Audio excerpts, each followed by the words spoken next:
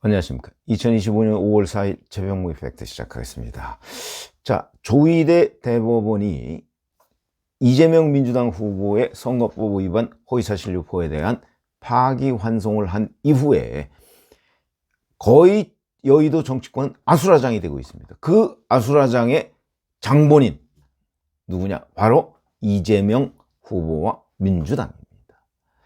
자, 어제 민주당의 초선 의원들 있죠? 모임이 있습니다. 더민초라고 하는 곳이 국회에서 기자회견을 열었습니다.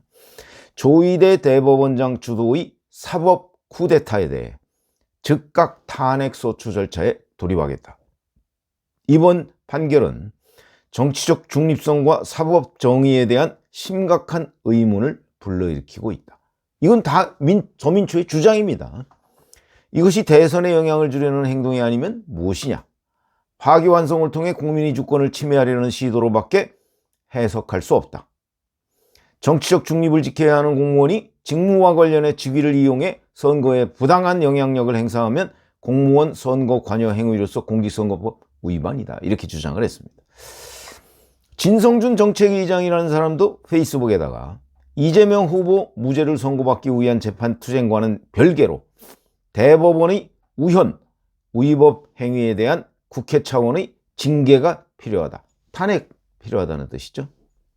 자, 그러면 여기까지 보면 진짜 조희대 대법원장을 비롯한 대법관들 탄핵을 하려고 하는 모양이다.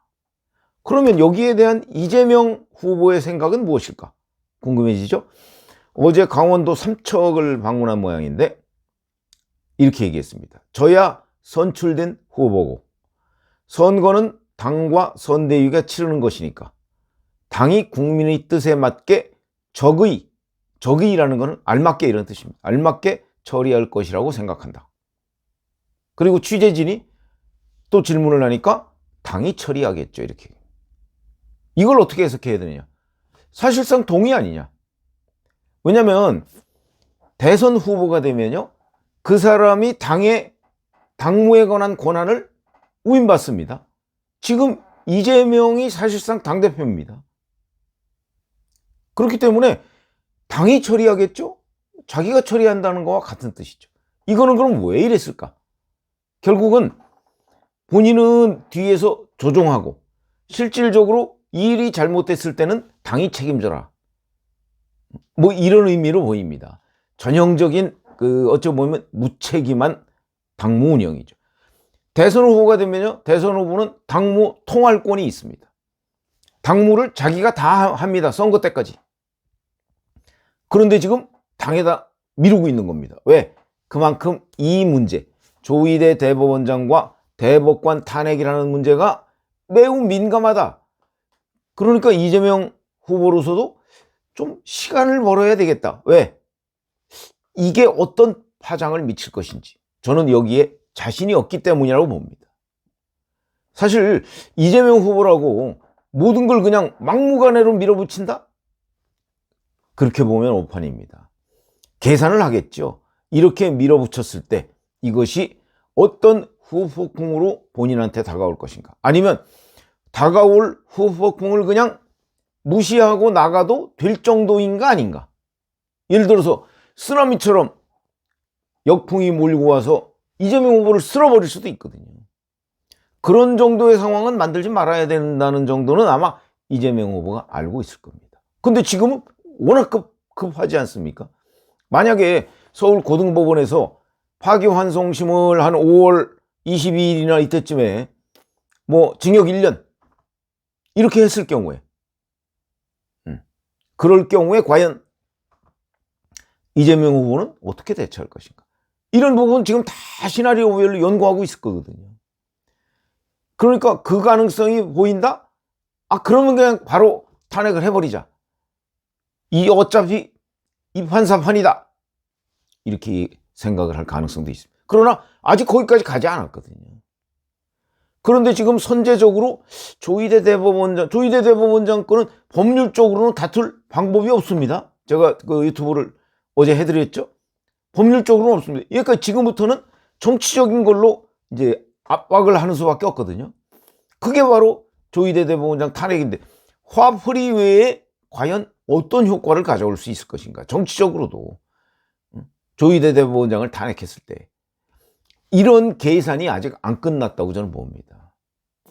그래서 자, 근데 이런 거 한번 보시죠. 제가 왜 이재명의 동의를 얘기하냐면요. 의원들의 단체 채팅방이 있다고 합니다. 여기에 어떤 그 법조인 출신 의원이 이렇게 얘기를 했답니다. 판사가 법을 안 지키고 재판 진행을 하면 탄핵해 중단시키면 된다. 당선 후 사건은 진행되지 않는다. 헌법 해석상 통설이지만 입법적 대비도 한다. 이런 점을 국민들에게 전달해야 한다. 뭐 이런 식으로 쭉 설명을 해놓으니까 거기에 이재명이 잘 정리하셨다. 그렇게 밀고 가시라. 저는 현장에 있겠다. 이렇게 답글을 달았습니다. 자, 우선 이 법조인이 얘기했다는 거는 전형적인 아첨입니다. 왜? 이미 대법원 판결은 나왔습니다. 어떻게 중단시키죠? 아, 고등법원 파기환송심 중단시킨다? 그걸 무슨 죄로 중단시키죠? 조희대 대법원장 탄핵한다고 고등법원의 파기환송심이 중단되지 않습니다. 그러니까 뭐 말이 안 되는 주장이고, 그 다음에 당선 후 사건은 진행되지 않는다는 게 통설이다? 거짓말입니다. 2017년 홍준표 자유한국당 후보가 똑같은 일이 벌어졌을 때 다수설은 대통령에 당선되더라도 재판은 진행된다. 헌법 제84조. 재직 중 형사상 소추를 받지 아니한다의 소추는 기소를 의미한다. 이게 다수설입니다. 저는 통설이라고까지 얘기하지는 않겠습니다. 다수설입니다. 그런데 지금 이재명과 민주당 법조인 출신 의원은 그게 아니라 재판 중단이 통설이라고 주장을 하고 있는 겁니다. 거짓말. 그러니까 거짓말을 국민들한테 전파하자. 이런 제안을 한 데 대해서 이재명 후보가 잘 정리했다. 이렇게 칭송을 한 겁니다. 밀고 나가라는 뜻이죠. 자, 그러면 결국 이제 조희대 대법원장, 이거는 뭐 조희대 대법원장의 이름이 있는 건 아닙니다. 그런데 전체적인 맥락을 보면 나는 동의했다라는 의미로 보입니다. 그러면 이제 초선들이 제창한 조희대 대법원장 탄핵, 오늘 의원총회를 열어서 논의를 한다고 하죠. 어떻게 결론이 날까요? 지금까지 한 번도 겪어보지 못한 사태입니다. 실제 과연 이루어질 수 있을까? 여기에 논점은 딱 하나입니다. 대법원 판결이 과연 선거 개입이냐? 아니면 잘못된 서울 고등법원의 판결을 기성사실로 하고 선거를 치르는 것이 과연 공정하냐? 잘못된 서울 고등법원 판결은 바로잡고 선거를 치르는 것이 공정한 것 아닌가? 그러니까 이 두 가지입니다. 선거 개입이냐? 아니면 잘못을 바로잡고 투명한 상태에서 선거를 치르느냐? 유권자들은 뭐라고 판단할까요? 저는 민주당의 그 핵심 지지층은 이재명식의 생각에 동의할 거라고 봅니다. 그게 얼마나 될까요? 한 30% 남짓? 나머지는 중도입니다. 지금 각종 여론조사들을 보면 이제 양자 대결 이랬을 때 이재명 후보가 45% 이렇게 됩니다. 그러면 그 중에 한 15% 정도는 중도층에서 넘어갔다고 봐야 되거든요. 그러면 한 30% 정도의 핵심 지지층은 이재명 후보의 생각에 동의할 거다. 그러니까 조희대 대법원장 탄핵하자. 동의할 거다. 탄핵을 했을 경우에 15% 정도 되는, 탄핵을 안 했을 경우에는 이재명 후보를 찍으려고 했던 사람들이 대부분 달아나지 않을까. 저희들의 그냥 경험으로 봅니다. 제가 희망 회로를 돌리는 게 아닙니다. 제가 올해로 기자 시작한 지 39년째입니다. 근데 그 대부분을 제가 정치부 기자로 했거든요. 저희들의 경험으로 보면 조희대 대법원장을 탄핵하고서는 대선을 치를 수가 없습니다. 아까 제가 프레임을 말씀드렸지 않습니까?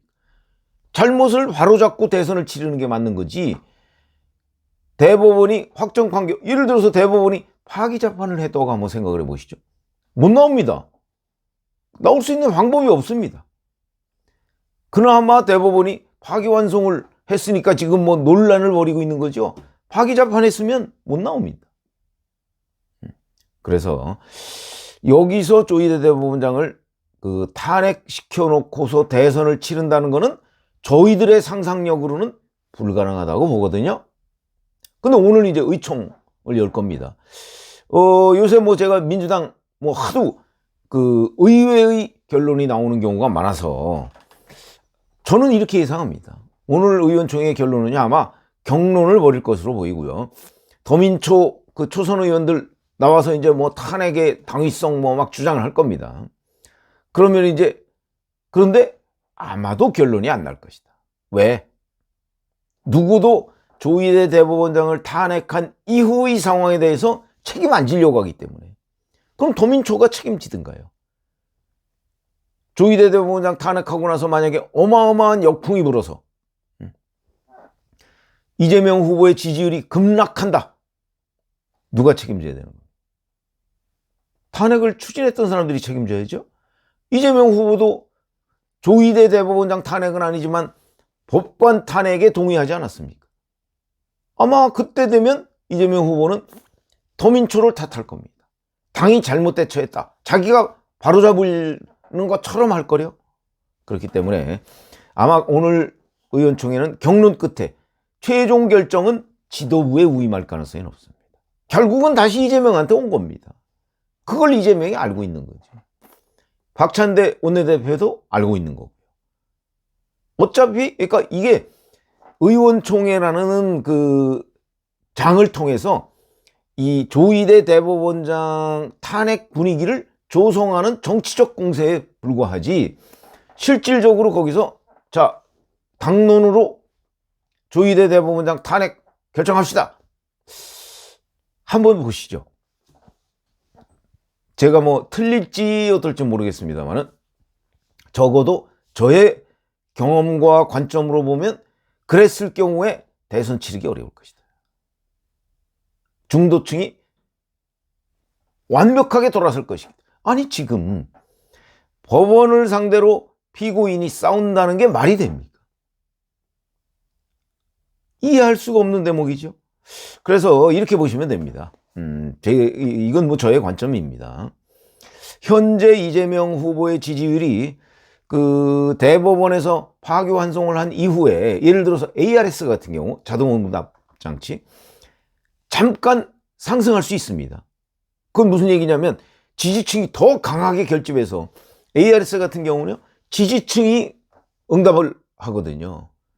중도층이 이렇게 많이 응답하지 않습니다.